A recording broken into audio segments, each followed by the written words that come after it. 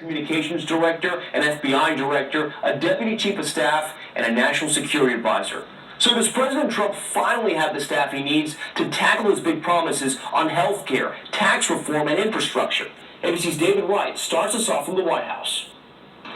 President Trump erupted at his own party today, taunting Republican senators as total quitters unless they vote again on health care reform. Earlier today, he insisted they look like fools and are just wasting time. Trump is still fuming over the Senate's failure to pass its version of an Obamacare repeal, a signature campaign promise killed off with a thumbs down from Senator John McCain. Oh boy, they've been working on that one for 7 years. Can you believe that? The swamp. The president's tirade comes as his White House struggles to regroup after that shakeup. The new chief of staff, set to start Monday, the old one left last night in the rain.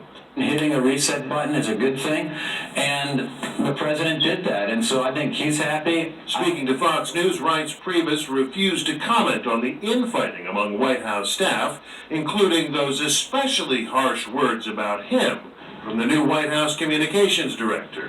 I'm not going to get into that subject. It's getting in the mud, and I think the palace intrigue stuff is annoying, and I think it's a distraction. It takes away from the president's agenda. Today in the West Wing, a glimpse of outgoing Press Secretary Sean Spicer, still helping out during the transition. As the administration regroups, one big question is who will take over as Secretary of Homeland Security when General John Kelly becomes Chief of Staff. ABC News has learned some senior White House aides are urging the president to move Attorney General Jeff Sessions over to that role. But some Republicans are already pushing back on that. Today, Senator Lindsey Graham tweeted, DHS Secretary Jeff Sessions doesn't sound right, doesn't feel right. Bad idea. Lindsey Graham with some advice for the president there. David Wright joins us from the White House. And David, this shakeup comes at a time when the president is struggling to repeal and replace Obamacare, and tax reform and infrastructure plans are still on his horizon.